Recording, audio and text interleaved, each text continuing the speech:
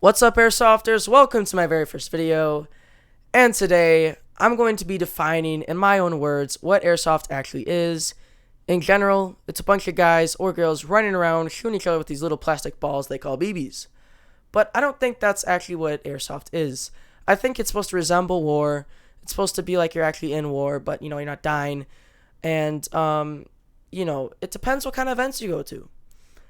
In this case, the event I'm at right now, it's not really an event, it's just like a weekend of fun. I call these ragtag events, I guess you could say.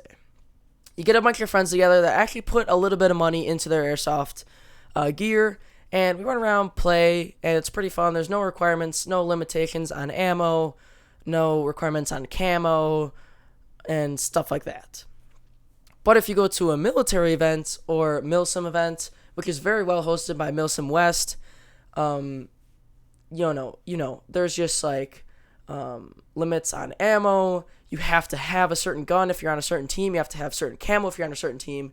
It's a lot of money, and well, it's pretty hard to go to if you're under 18. You got to fly there, pay for your own, airplane ticket, whatever you have to do to get there, and obviously you have to pay for your own gear as well. But before you're spending thousands of dollars on airsoft, how about you get into it first? The way that I would go about this is getting a pistol. Good starter weapon. They can be very cheap, anywhere from like $12 to, $100 to get like a semi-auto CO2 blowback. But I would recommend going to Fleet Farm, going to Walmart, see what they got for some options. Obviously, make sure your parents are okay with you, with your friends, going around shooting each other with these BBs. Obviously, get face protection. Very important, very crucial part. Don't even think about playing airsoft unless you have eye protection or face protection. It depends, what brand you're getting, but I would just recommend getting some glasses, getting a mask. $20 is all you need. Then $20 for a good pistol. Not like it's going to break in the first day, but it's not going to be very good when you actually get into wars, but it's going to do the job for a backyard war. Buy yourself some really cheap ammo, and you're set to go. Get some friends together, buy their own gear, and just play in the backyard. See how you like it. If you like it and you want to do some wars like this, these ragtag events, or even in the future go to a MilSim event, then I would start buying some gear.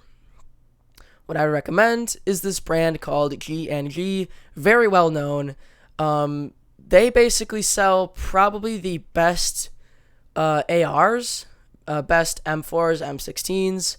I have no idea what the best brands are for like AUGs or AKs. It really depends what style you like. If you like the M4s and M16s, go for G&G.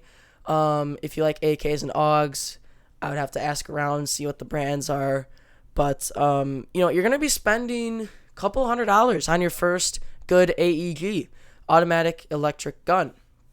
This is what I have. Right now, at the moment, in this video, I'm using this G&G CM16 Raider, CQB, close quarter battle. It's supposed to be an indoor gun.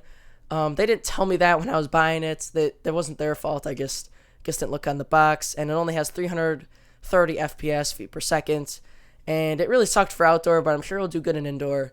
But anyways, if you're buying yourself a gun, spend a few $100s on it, especially if you want a good one that will last you. It also depends how realistic you want it. If you really wanted to, you could spend $30 on a fully automatic gun. Wow, that sounds pretty cool. But guess what? It's going to be full plastic, and I guarantee if you don't use the right BBs or if you treat it like crap, it's going to break so easily. And even if you treat it good, it's going to break. They're just cheap. There's, one-time use kind of guns. They're just little fun guns kind of to get into the war. Don't waste your money on it. Stop rebuying these $30 fully automatic plastic guns. Get yourself a real gun. Not a real gun, but a good gun. I'm talking about metal insides and a plastic outside. Polymer. Sorry for that voice crack. Polymer. It's a really high grade plastic that they put on most of these guns, and they're durable. They're not as good as metal, obviously, but they're pretty close, and they're just not as heavy as a full metal gun. If you want the 1-to-1 scale for weight, then I would definitely recommend getting a full metal gun, because then it's going to be really heavy, and obviously you're probably going to want a sling to carry it around, stuff like that. Now, maybe you're not an AR player. Maybe you like sniping. Then go ahead and get yourself a sniper. I have no idea what to recommend for that, because most people are saying to get a Tokyo Marui VSR 10 Pro Sniper and upgrade it. But, you know, if you don't have $500 to do that, $600 to do that, then I'd recommend just going on Air Rattle, seeing what snipers they have. For buying a gun, you have to look at the reviews. Not all the experts that you, or all the experienced players that you talk to are not going to know what the best brand for you is, what the best gun for you is. You have to just, you know, ask yourself, what's your playing type? ARs, snipers, pistol onlys, whatever it may be.